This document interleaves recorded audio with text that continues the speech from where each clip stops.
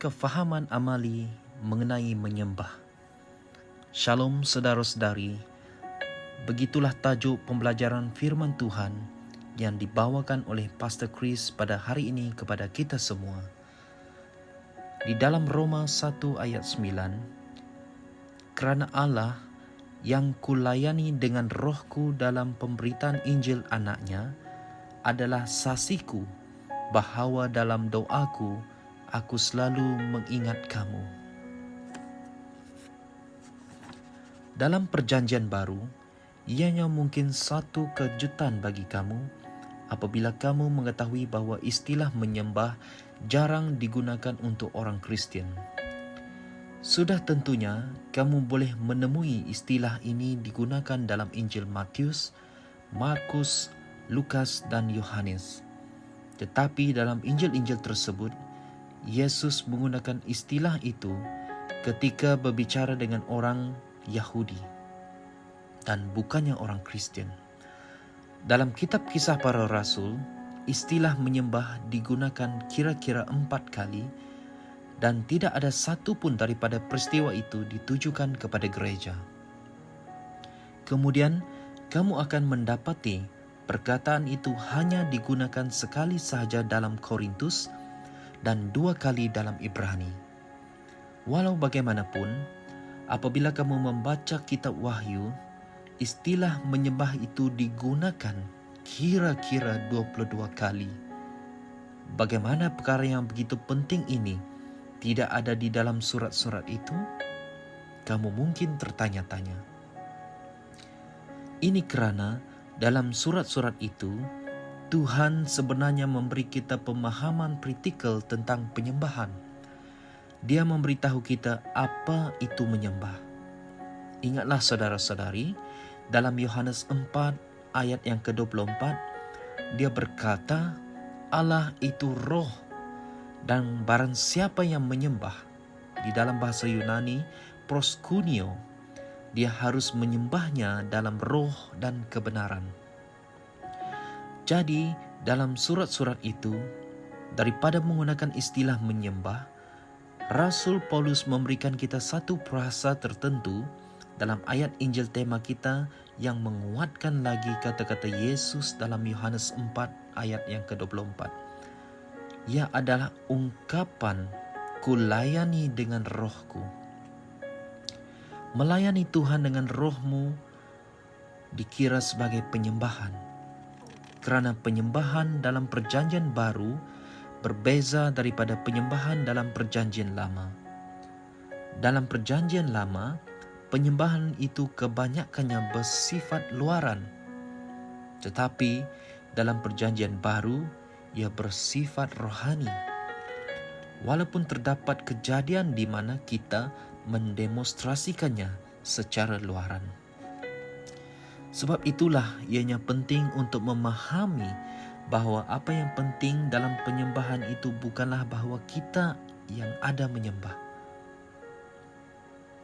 tetapi ia merupakan sama ada dia yang kita sembah itu menerimanya atau tidak. Terdapat satu pelarasan rohmu melalui firman Tuhan, melalui persekutuan Roh Kudus yang menjadikan rohmu seorang penyembah. Bapa mengkehendaki orang sedemikian untuk menyembah Dia.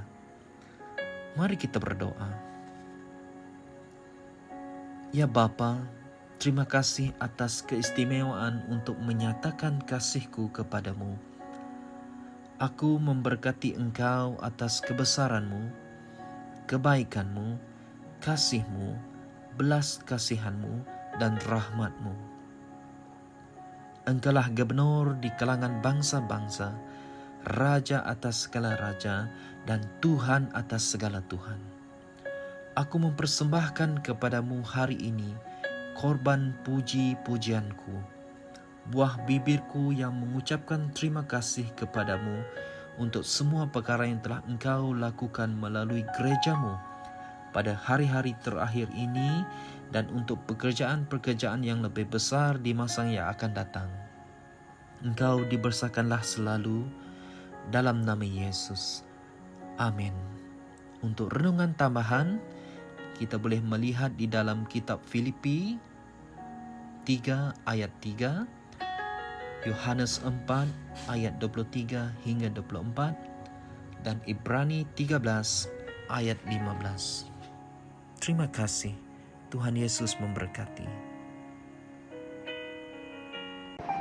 Kami percaya saudara-saudari semua telah diberkati dengan perkongsian firman dari Rhapsody Reality.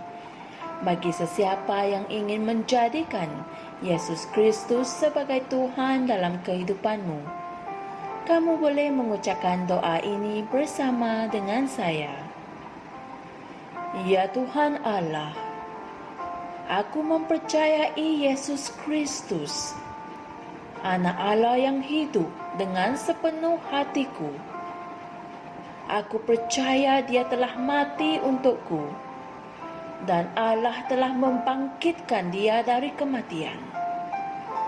Aku percaya Dia hidup hari ini.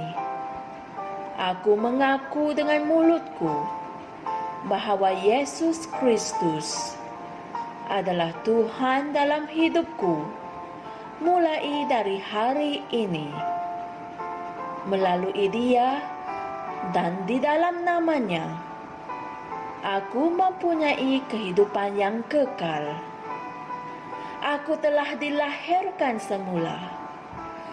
Terima kasih Allah kerana menyelamatkan jiwaku. Aku sekarang adalah anak Allah. Haleluya. Tanya, sekarang kamu telah menjadi anak Allah. Untuk apa-apa sebarang pertanyaan atau untuk mendapatkan lebih banyak maklumat mengenai bagaimana untuk bertumbuh sebagai seorang Kristian, anda semua boleh hantar mesej di akaun Facebook kami atau email kami di tni.msia@gmail.com. Sekali lagi, tni.msia@gmail.com. Tuhan berkati Anda semua.